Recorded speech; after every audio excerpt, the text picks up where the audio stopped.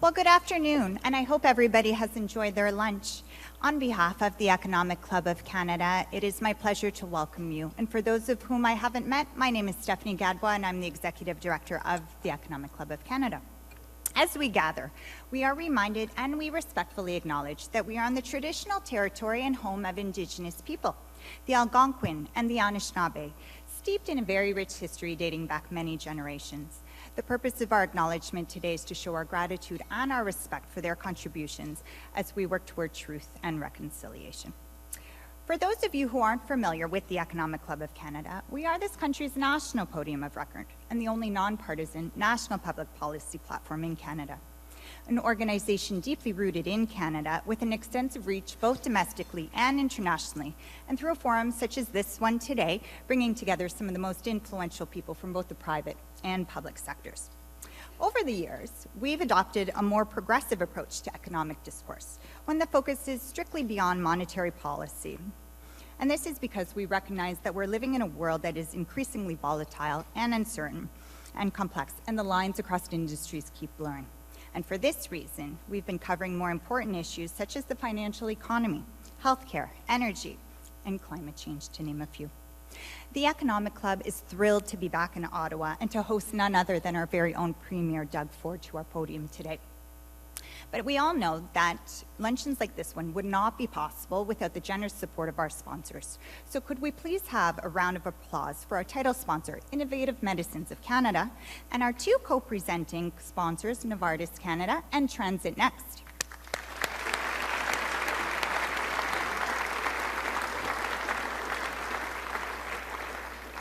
Now, before we hear from the Premier, please help me welcome Dr. Bettina Hamlin, President of Innovative Medicines of Canada, to share her opening remarks. Please help me welcome Bettina.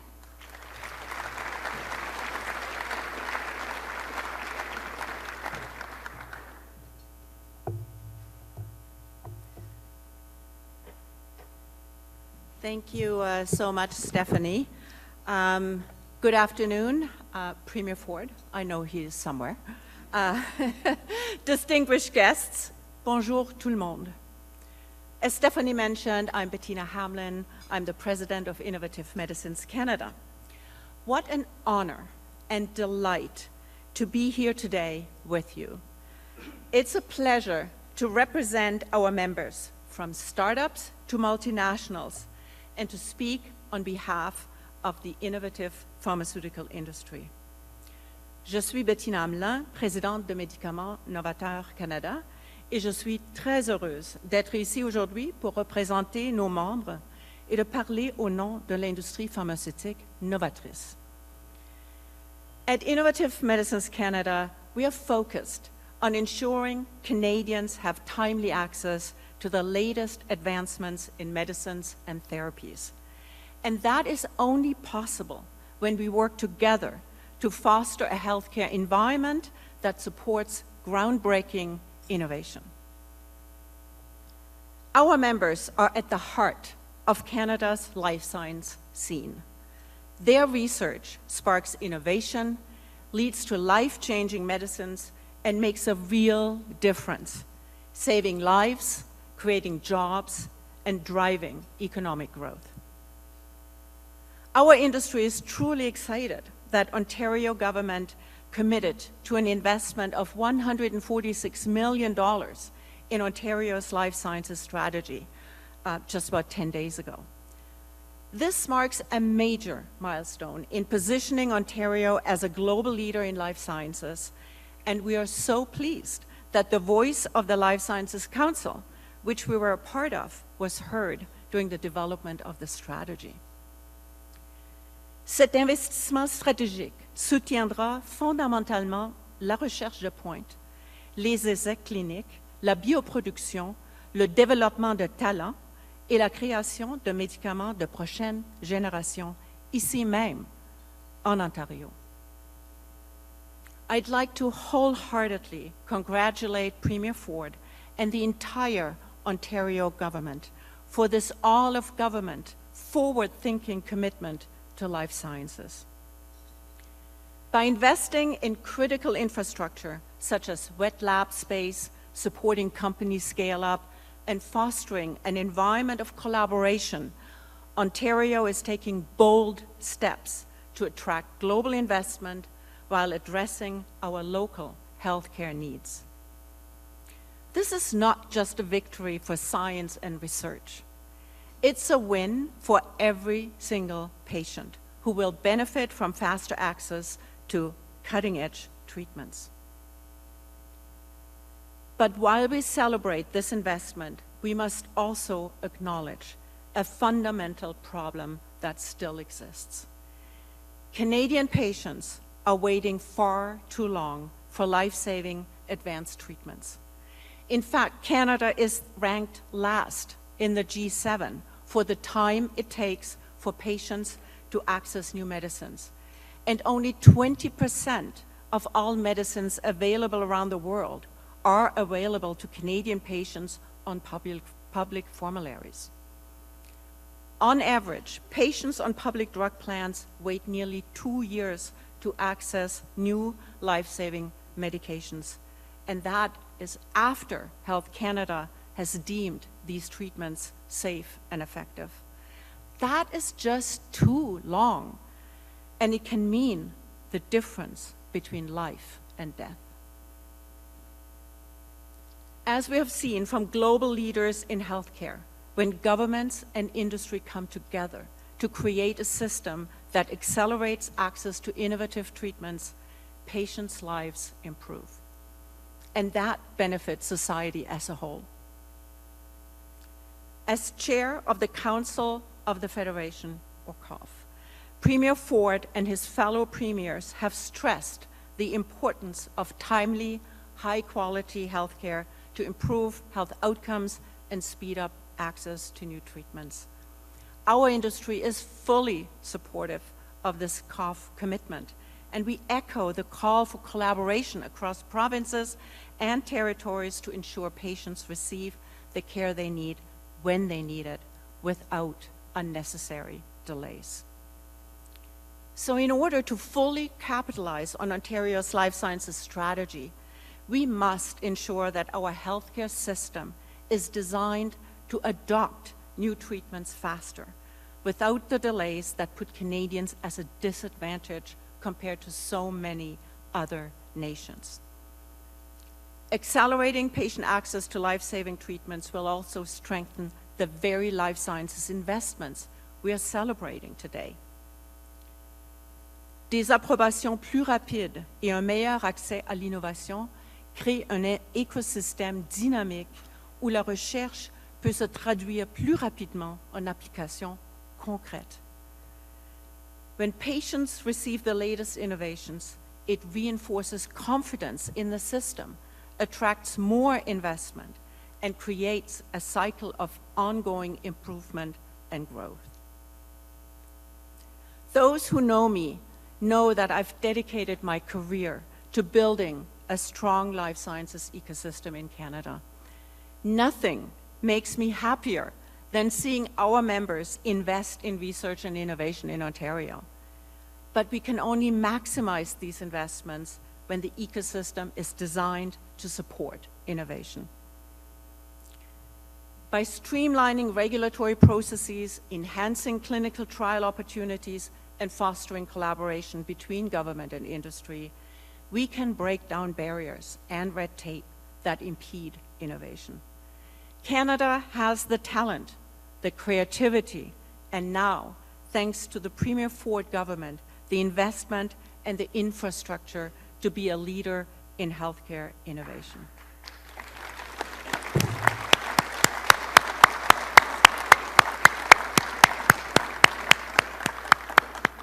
So in closing, once again, Premier Ford and your government colleagues, thank you for your leadership in advancing Ontario's life sciences strategy. This is a crucial step in building a world-class healthcare ecosystem. Together, we can improve patient outcomes, support economic growth, and make Ontario and all of Canada a global leader in life-saving medical innovation. Merci beaucoup. Thank you.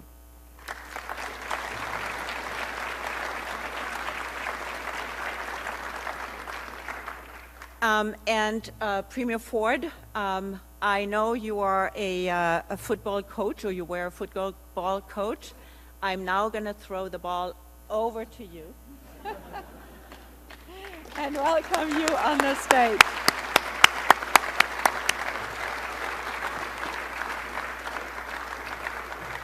Thank you so much. Thank you so much. Well, first of all, good afternoon, everyone, and it's great to be here, and thank you, Bettina, for your very kind introduction and your leadership as well. It's great to be here today alongside my great Deputy Premier, Minister of Health, Sylvia Jones. Sylvia. And my great Minister of Colleges and Universities, Nolan Quinn. He's the tall guy around here somewhere.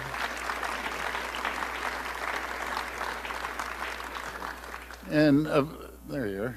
And of course, the mayor. What a champion. You know something? I think the world of the mayor. I like Jenny a little better because she makes me cookies, right? And I won't be sleeping in the basement tonight, tell her, so that's all good. But before we get started, again, I just want to thank Stephanie and the entire team at the Economic Club of Canada for hosting us today. I also, as I mentioned, the partnership with Mayor Sutcliffe is second to none. You know, we talk frequently and have very open conversations, and I'm just blessed to have a great partner here in Ottawa like yourself, and for moderating today. And I look forward to our little chat in a few minutes, Mayor. And it's great to see so many familiar faces in the audience and so many business and community leaders here. Friends, I always love coming to Ottawa. I think I told you that, Mayor, from day one, where I was first nominated and went for the leadership. Every time I come here, I have a phenomenal meeting and meet so many great people and visit so many incredible companies, and it's just an amazing city, a unique city. The province's second largest. It serves as an economic and service hub for all of Eastern Ontario, and you could really say all of Ontario in a lot of different sectors. It shares a border with our neighbors in Quebec and stands proudly as our nation's capital. Earlier this year, given the vital role Ottawa plays in our province and in our economy, Ontario announced a new partnership with the City of Ottawa. This new deal for Ottawa provides the city with up to $543 million in operating and capital funding to help the city and the region continue rebuilding the economy and deliver on key priorities. These investments will improve roads, highways, and other transportation infrastructure, enhance public safety, reduce homelessness, get more homes built, and attract new investments in the advanced manufacturing, life sciences, and tech sectors. Building on this historic new deal, I'm thrilled to be back here today to talk about the progress we're making. Today, I'm able to announce that our government is investing $48 million over 3 years on 7 new initiatives that will improve safety and security on transit and in the downtown core. This includes funding for more uniformed OC, Transpo, special constables on the transit system, new community-based initiatives including outreach and alternative mental health supports, and money to bolster police presence in the byward market. Ottawa, like other cities across the country, is also facing the pressures of an increased number of asylum seekers and people experiencing homelessness. That's why today I'm here to deliver another $40 million in new funding to support emergency shelter operations in the city. As we do, work continues on other New Deal commitments, including preliminary work on uploading Highway 174, on the new interchange at Highway 416 and Barnsdale Road, and work to repair and upgrade major connecting routes and rural roads, critical to keeping the people, goods, and services of Ottawa moving. And friends, we're also continuing our work to continue to build Ottawa's economy, particularly downtown, supporting the entrepreneurs and businesses. That makes Ottawa's neighborhood so great. The new funding I announced today and our ongoing collaboration with Ottawa, our great partnership with Mayor Sutcliffe, are a clear demonstration of our government's commitment to Ottawa's success. We're going to keep working with Mayor Sutcliffe and his team to get it done for Ottawa and all of Eastern Ontario. And as we do, we also need the federal government to step up as an active partner contributing to the success of our national capital. Now, before I get to the fireside chat, I just want to take a moment to talk very briefly about the U.S. election, which we all know is taking place today. It's not an overstatement to say that this election and the upcoming review of the Canada-United States-Mexico agreement is more consequential than anything else on the horizon to our economy. And folks, just to give you an idea, we do approximately $500 billion a year. If we were a standalone country, which I never recommend, we do no, I don't. I'm just saying, if we were a standalone country, we do $500 billion a year, and it's split equally right down the center. The difference between ourselves, well, we know Canada is the number one, but outside of China and Mexico, the U.S. has massive trade deficits with both those countries. And the difference is, you know, we're right down the center. And as I always say, we're, you know, the best customer, the number one customer to 17 states, and number two to 11 states. 9 million Americans wake up every morning to go to work to produce goods and services for Ontario. So that's a real solid statement when we go down there, and I've been talking to the many governors weekly and congressmen and women and senators just to make sure they understand it's the Can-Am approach, right? We need to work together, and I get it. I spent 20 years in our Chicago, New Jersey facilities. You know, Buy America, they're experts at it, and congratulations to them. I'm just as guilty. I always buy Ontario, buy Canada, but we really have to take a different approach. As everyone here knows, there's no partnership more important to the economic success of Ontario, to the economic success of Canada, than our close ties with the United States. That's why, regardless of the outcome of today's election, our government stands ready to work with our partners south of the border. Above all, we must encourage all politicians on both sides of the border of whatever political stripe to avoid falling into, as I just said, the Buy Canada, Buy America mindset. Instead, as I was mentioning earlier, we should be promoting the Buy Can-Am approach that creates new jobs and opportunities for workers and businesses on both sides of the border, including right here in Ottawa.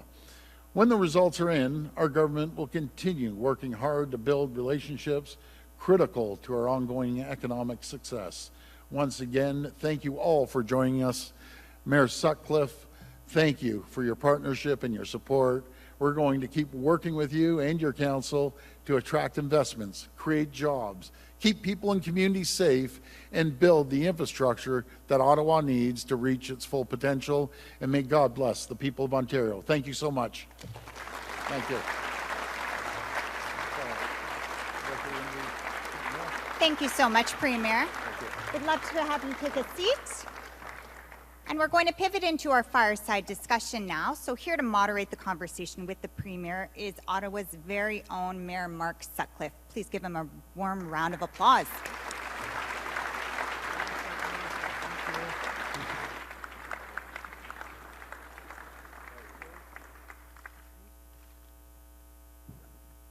Welcome back to Ottawa, sir.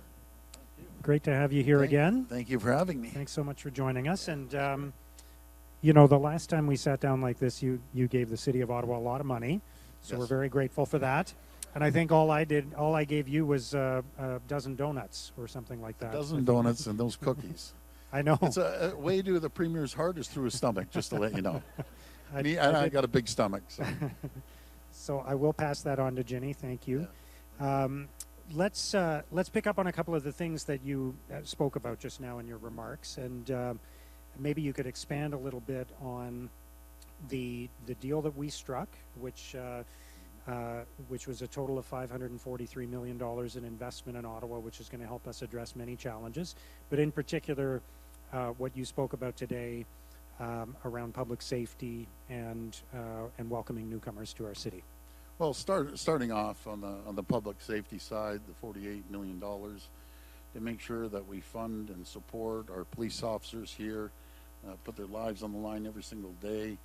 I know the Byward Market, they had some challenges there, but we have a little station there as well, which really helps things out to attract people in downtown here. We're working, as I mentioned in my speech, on 174, making sure that we have the funding to make that happen as well. And the Barnesdale cutoff, I think that was 181 million, if I'm not mistaken. And we're going to continue supporting you on the homeless shelters as we have, another $40 million. If I'm not mistaken, it's over and on top of 48 million that you received as well. But really what we need to focus on, that's very important. Not to mention the hospital that's being built. I think it's a second largest spend in the country. It's about $12 billion roughly, there and abouts. And you know, Cam over there is a champion, the CEO. He thinks outside the box, he gets things done, and you couldn't ask for a better CEO of the Ottawa Hospital than Cam. Yeah, Cam Love, who is the Cam CEO Love, of the hospital, is just over there. There you are. Yeah, with his team. Okay. Where's Cam? Stand up for a minute, Cam. Where are you hiding? Oh, Stand up, Cam. There you There are, he is. Cam. Okay, beautiful. Great to have you here. Thank you for all your work, Cam. And it's great to see. I mean, the work has begun on the hospital, and I know I pass by there all the time, and it's great to see that. And there's many more milestones ahead, but that work is ongoing. You know, I think it would be interesting to share. You touched on some of the other things we're working on. We struck this deal in March, but it takes time to implement it, and we work with your ministers, some of whom are here today. We work with your team. We work with the administration at the provincial government, with the bureaucracy. So we're going to continue, I think, in the weeks and months ahead to have more news arising out of that deal, right? We are. And I understand you're working with our office, which is great, and our ministers, and we're going to start rolling this out. There's one thing I can't stand is government time. I run on private sector time, business time. You know, that's why we've cut over $1 billion of red tape and regulations, saving 1,400,000 hours. Those are big numbers until you can reallocate it. And you, Mayor, you're exactly the same. Let's get it done. And let's continue making sure that Ottawa and the people here in the surrounding area have an opportunity to grow and prosper like the companies that are investing here in Ottawa. We do have a lot going on in Ottawa, and lots of growth. We're very excited about that. We do face many challenges as well, as you know, and there's been a lot of talk in the province of Ontario about the challenges around homelessness, the opioid crisis, the fact that there are people, you know, and I know anyone in a leadership role feels a very high level of concern and just a great deal of empathy for people who are struggling. What can we do? There's been a lot of different ideas that have been floated. Mayors of other cities have been talking about different solutions. What can we do to support the most vulnerable in Ontario right now? Well, I differentiate between two groups. Someone with mental health and addiction, we need to support them and give them the opportunities, and through the great leadership of my Deputy Premier, Minister of Health, Sylvia Jones, we put a program called Heart Hubs. Heart Hubs is going to be 19 of them, and that's 3 times the amount of funding than one of the consumption sites, which I think was, my personal opinion, is a bad policy. You can't give people drugs when they're an addict. It's like giving someone a bunch of poker chips and dropping them off at the casino, or a gift certificate for $1,000 at the LCBO. It doesn't work. What the hubs are is $378 million that will help people get back on their feet. Make sure if they have mental health or addiction issues, there'll be counseling there. Make sure that they have an opportunity for housing and social service as well, and making sure that they have a roof over their head. But that's the type of support we need to do. We don't need safe supply, and I don't know if people know what safe supply is. What it is, a federal government program that you can walk up and get as many drugs as you want. like hardcore drugs, not we aren't talking the pot or anything. Is it, they still call it pot or they call it weed? I don't even know. You're asking the wrong guy, Premier. Growing up, they used to call it doobies when I grew up. But anyways, okay, so we're getting off track here. But we, you know, something. No, these are hardcore drugs. And when I saw the list of them, I'm like dumbfounded. And what they do, they get these drugs and they'll go out to the street and sell them and get more people addicted, and then take that money and buy other drugs. So that's just absolutely unacceptable. We want to give people an opportunity to get back on their feet, have gainful employment, and they just feel good about themselves. But that's our number one goal. But I agree to support these people. And then the other group, as I say, if you're healthy and you're able to work, then you got to get off the couch and start working. I don't care where it is. There's about 250,000 jobs available right now around Ontario, and it's continuously growing. I have an opportunity to speak to my Minister of Economic Development, Vic Fideli, every single day, and once a week he gives me an update. And he gave me an update yesterday, and there was 4 pages of multi-billion-dollar investments in every single sector. Life sciences sector, which is growing tremendously. We've seen over 5,000 new jobs, $5 billion, but there's billions of dollars being invested from around the world. And how we attract them, let's get these life-saving drugs to market. We're the slowest in the G7, it might even be the top 20 countries, getting these life-saving drugs to market. It takes 2 years, that's unacceptable. We'll work with Health Canada and the rest of the premiers to make sure we get that to market. And then the tech sectors too, here is really incredible, the leader in North America. But all I'm asking is if you're able, please go out there and find a job. And I want to talk more about the tech sector in Ottawa in a moment, but just on the subject of the supervised consumption sites, you know that there are people who say that, you know, it's not ideal, but that it reduces the harm, right? That it's about harm reduction. There are people who believe in that model. I understand what you're proposing and what the health minister has been proposing to replace that. Can you reassure people that the transition will go smoothly so that nobody slips through the cracks during the transition from, we're going to lose one of the supervised consumption sites in Ottawa, but it will be replaced by a health hub, that during that transition everyone is supported and cared for? Well, nothing is going to change until we have the heart hubs in place. We aren't going to get rid of the consumption sites and have nothing. I just believe in a different approach, and I know Sylvia does as well, and our government, a lot of people out there. We're going to fund it 3 times as much as we did on the consumption sites. And honestly, Mayor, I give my phone number out to everyone, and no one understands until they have a consumption site right in their park by their home or right outside of the school, which we're getting rid of if we're close to a daycare or a school. There's needles all over the place, drugs being used, and who shows up to the consumption sites? All the big drug dealers, right? That's where their customers are. And we're just taking a different approach, more support for the people that need help. And my heart breaks for these people. They need help, not more drugs. And we're going to give them more help in all different areas and different ministries will be. It's a multi-ministerial approach. All right, let's talk about Ottawa's tech sector. As you mentioned, it's one of the largest tech parks in North America, largest in Canada, 1,800 companies.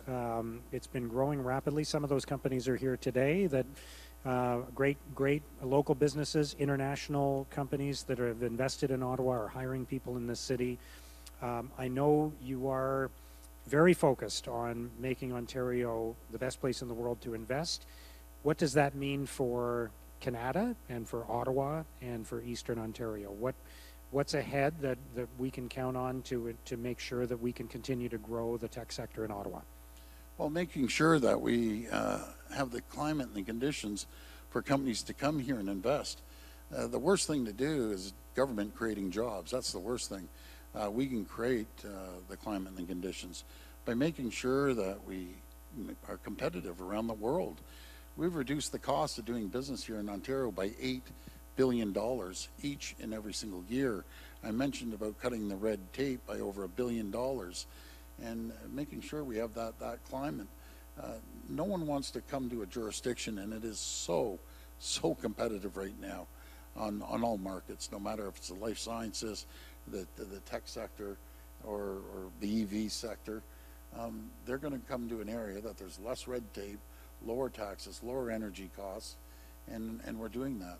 We have gone from seeing the taillights of 300,000 people that were employed in companies heading south to the border. The previous government chased 300,000 jobs out of our province. Isn't it amazing what 6 years makes a difference? That there's 860,000 more people working today than there was 6 years ago. And we've become an economic powerhouse. Matter of fact, last year, the manufacturers of this province created more manufacturing jobs than all 50 U.S. states combined. The job numbers came out in the U.S. Just the other day, and I'm waiting for our job numbers, but I have the previous months. 12,000 jobs in the entire U.S. were created. Last month, our job numbers were 43,000. Those are staggering numbers. Number one selling feature are the people.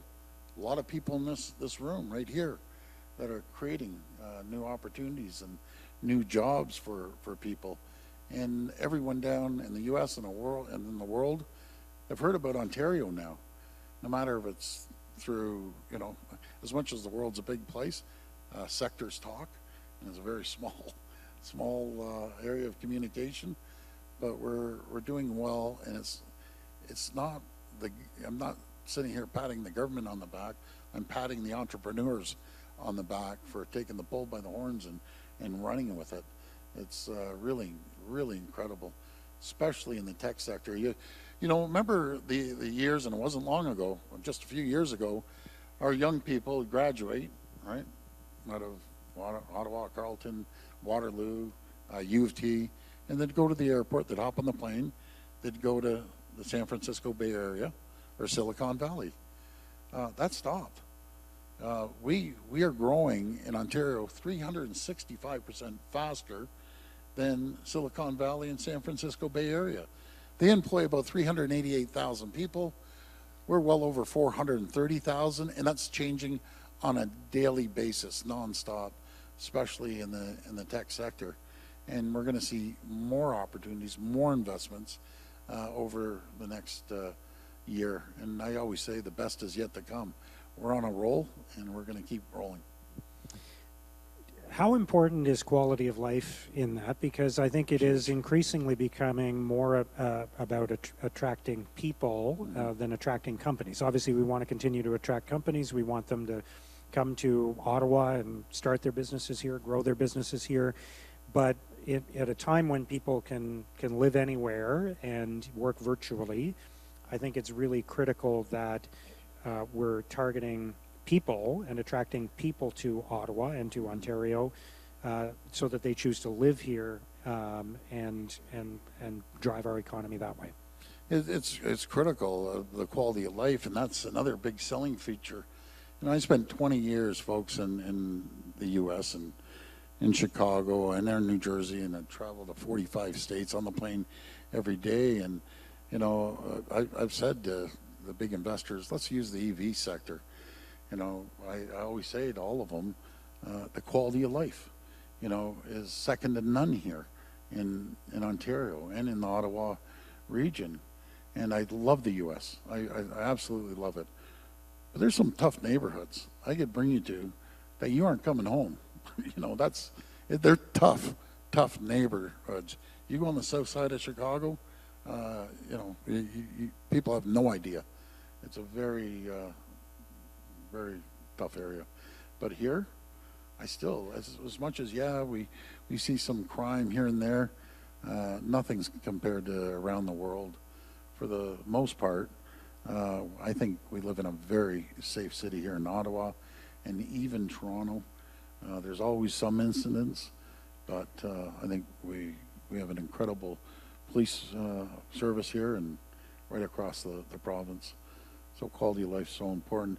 And they look at schools for their kids too. You know, we graduate over 70,000 STEM graduates every single year. Nowhere in North America graduates 70,000 STEM graduates. So you have the talent pool, you have the quality of life. I think we're ripe for the picking. And that's why people are loving Ontario right now. Yeah, and I think you're right that, you know, obviously we always have concerns about public safety, and we continue to invest in policing and paramedics and firefighters, but we do have it pretty good in Ontario and here in Ottawa in particular. Your finance minister, Peter Bethlen-Falvey, introduced his fall economic statement a few days ago. What do you consider to be the most important parts of that, and how will they impact our city here in Ottawa? Well, I think the three top ones all the time, at least what we see, is obviously healthcare is right up there, cost of living, affordability, and the economy. Without a strong economy, you can't fund the healthcare that we put record amounts of funding in, over $33 billion. The budget's about $85 billion when it comes to healthcare, unprecedented. I think we have the best doctors, the best nurses, the best hospitals. I'll put them up against anyone. But it's no different than manufacturing or the private sector, same as the healthcare. Our spending around the world is what is it, CIHI that measures it, and I know on another side, PCPA. But, you know, in manufacturing, we need to increase our productivity. And here in the tech sector, they're more productive 4 to 5 times here in Ottawa than other regions. And it's no different than the healthcare system. We're pouring money in. I always talk to the CEOs. As I always say to everyone, I'm going to get shot by all the CEOs. If everyone could take a page out of Cam's book, because he doesn't have to go through all the red tape. He gets it done and shows the results and increases productivity. And I always say there's different ways of delivering healthcare. You know, down in the U.S., which I'd never believe in the private healthcare system, I just don't, and they'll never be under our watch. You'll always pay with your OHIP card, but there's ways of delivering it differently. All I know is when I had to bring workers or myself or anyone over 20 years to the hospital, you walk in there, your butt doesn't sit on that seat for 2 minutes, and you're moving. And I always say that let's come up with a plan. They're the experts. I'm not a healthcare expert. They are. Tell me what you need to make the system move a lot quicker and more efficiently. And don't get me wrong, there's great hospitals that are moving forward, but we just need to move a little quicker. It's tough though, isn't it? I mean, the demands on the healthcare system are growing. It makes up a bigger and bigger percentage of the provincial budget every year. You know, we face challenges around getting paramedics back out into the community because they're in the waiting rooms at hospitals. So beyond putting more money into the system, which you're doing, what else can we do to improve healthcare? Just thinking outside the box, no matter if it's technology. I know Sylvia and I were at St. Joe's in Hamilton, robotics. It's staggering, the technology. And I'm a big fan of robotics, because if we don't give the tools to the great docs here, and especially the young ones that come on board, then they're going to go somewhere that they want the latest and greatest technology. We're adding more medical seats. We're building for the first time in decades new medical universities. No matter if it's over at U of T or York or TMU, be it Ottawa, right across the province. But folks, people forget. Last year, we were the fastest growing region in North America. You know, you have an opportunity to talk to people. You talk to the folks in Texas and the governors down there. We're the fastest growing state in the U.S. And then Governor DeSantis, he's saying Florida's the fastest growing state. They both say we get 1,000 people a day coming into our state. That's 365,000 a year. We grew faster than Florida and Texas combined. You drop 800,000 people on your doorstep in 1 year, yeah, you're gonna face challenges. So we need to slow that down, because I'm guilty, because we needed people to fill the jobs. We had so many jobs being created, and we needed people, so I was out there beating the drums. We need more people, we need more people. We have the people now. We just have to slow this down a bit to get caught up on healthcare, caught up on infrastructure, caught up on making sure we have enough homes to support these people. And then you have the asylum seekers as well. Over 160,000 people are here in Ontario. And I know when I talked to the feds and they said we brought, I think last year was 1.1 million or something. I said, where are the rest of the people going? Oh, they're going to BC, they're going to Nova Scotia, they're going here, there. I said, I'm not a betting guy, but I'll bet you, a donut that, half the, at least half those people, guess where they're coming? They're coming to Ontario, the economic powerhouse, because there's jobs and opportunities here. So we're going to keep supporting people, and no matter if it's refugees or asylum seekers, folks, all they've come here is for a better life. I've talked to these people. They're up in my riding in Etobicoke North, in the hotels, and when I'm going through the Tim Hortons, my daily run, I pull over, they're right there, and the problem is they're waiting for a working permit. They want to work. All these people want to work, but they're waiting 18 months to 2 years to get a working permit. Give them a working permit. Let them contribute, because right now, Ontario Works, it's costing us $1 billion a year for these folks. And I have no problem, but the feds have to step up. We get nothing from the feds saying, here, let's support them. They may give you a little drab of money for it, might give Toronto a little bit, but the $1 billion is landing on the taxpayers of Ontario. So the quicker we can get them out in the working world there and paying taxes and contributing, that's great. And speaking of taxes, Mayor, I'm very, very simple. Government doesn't have an income problem. Governments have spending problems. We have never, ever raised a tax. We will never, ever raise a tax. We came in, and I'm sorry, folks, I'm just a numbers guy. Numbers don't lie. When we came into office, revenues were $150 billion.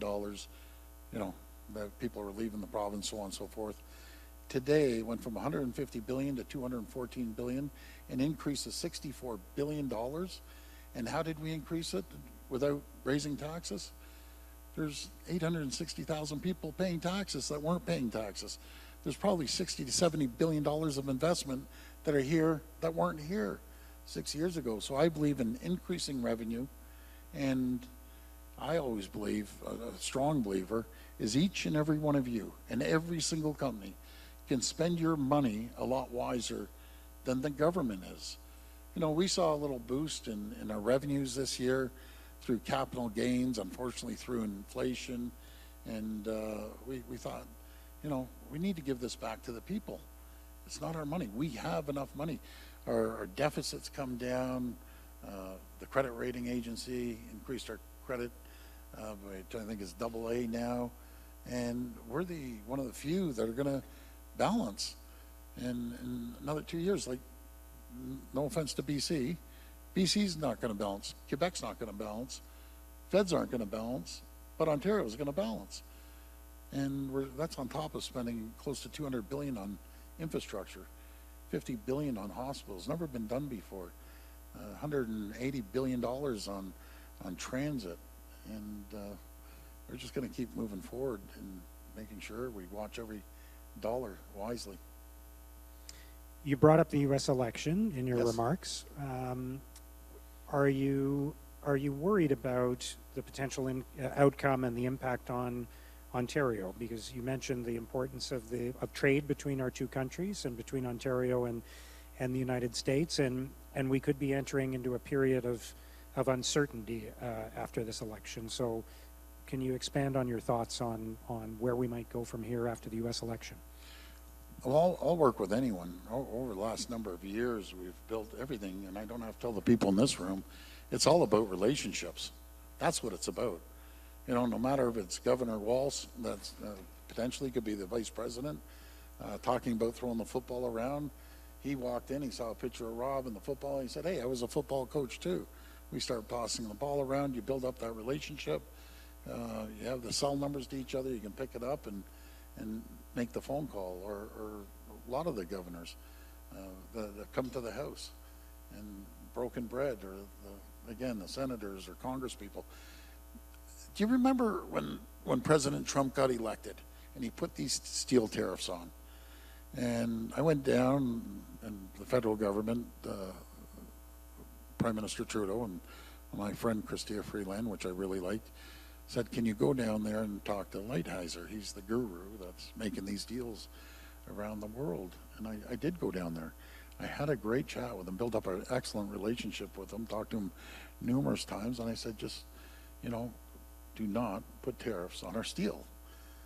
Well, they put tariffs on our steel, and I went and called Christie and said, tariff everything. Everything. I don't care if it's popcorn to one stuck out in my mind was bourbon in Kentucky.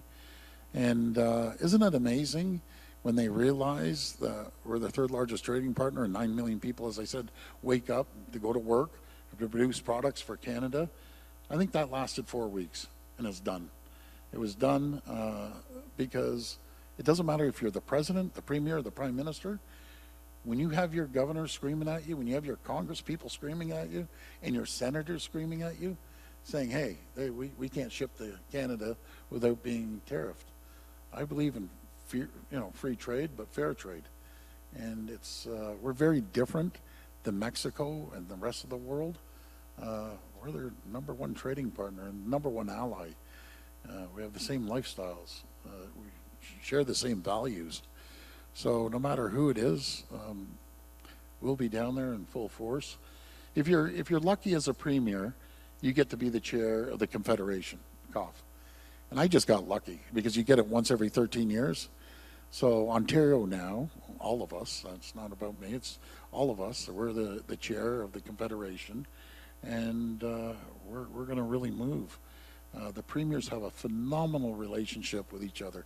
No matter what political stripe, all of us call each other, talk to each other, and we work well together. They're coming to Toronto December the 15th for a quick meeting, and I'm going to make sure that one of the key priorities is to get approvals for these life-saving drugs.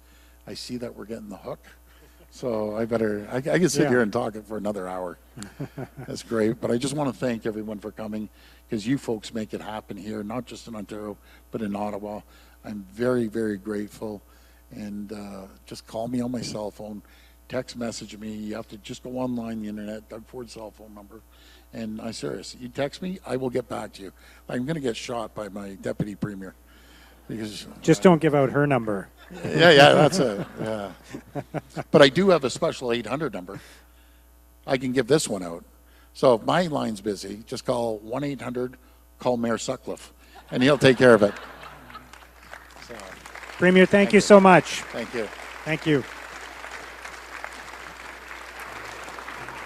A big thank you to Premier Ford and Mayor Sutcliffe for such a fabulous conversation. We really appreciate you coming today, and the Economic Club of Canada is thrilled to be back in Ottawa, where we love to come. So now I'd like to introduce Mark Vinus, Country President for Novartis Canada, to share his final words and to give a final thank you to Premier Ford and Mark Sutcliffe.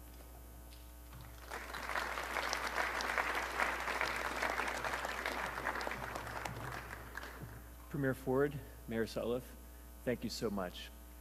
You know, today is a bit of a special day, right, south of the border. As an American, I come at this from optimism and pragmatism. The relationship, the economic ties, the binds between our nations have existed before any of us existed. It's multi-generation, all the way back to the foundings of our nations. And it's because it's in our best interests. The U.S. and Canada are stronger together, and I think sound minds and pragmatism will prevail, and that this relationship, these economic ties, this bind will persist after all of us have moved on to greener pastures. So I'm a believer that this will persist. I'm an optimist, and I think pragmatism will see the day. If I change hats as the president of Novartis Canada, as a board member of Innovative Medicines Canada, Bettina, thank you so much for your thoughtful comments. I couldn't be more aligned. Premier Ford, I want to thank you for your leadership and your government's sustained, focused investment in the health of Ontarians, in the life science sector, and the leadership you show. It really, really shines through. It's working. Your strategy is working. A couple days after the announcement of the government's second phase of the life sciences strategy, Novartis opened our new office in downtown Toronto. Your strategy is working. We hear you. Novartis chooses Ontario.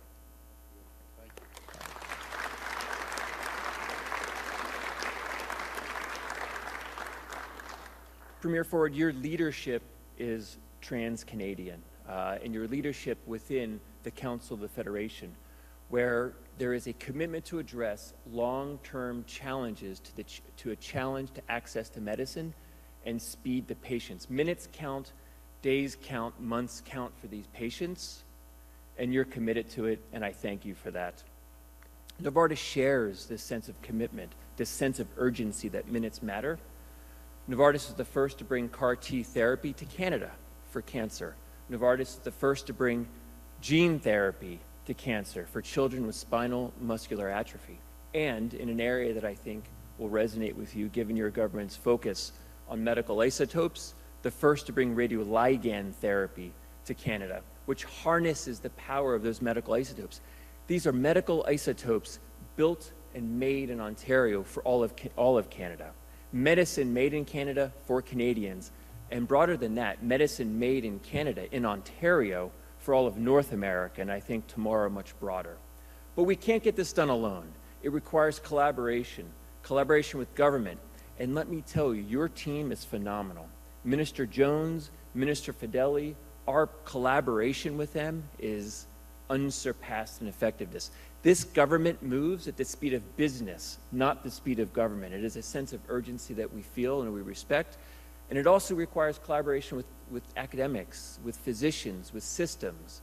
So in closing, I want you to know that Novartis will be your partner in ensuring that Ontario remains at the forefront of health tech innovation. And with that, I'd like to thank you on behalf of everyone here, both Mayor Sutcliffe and Premier Ford. Thank you so much for your time and your comments today. Thank you.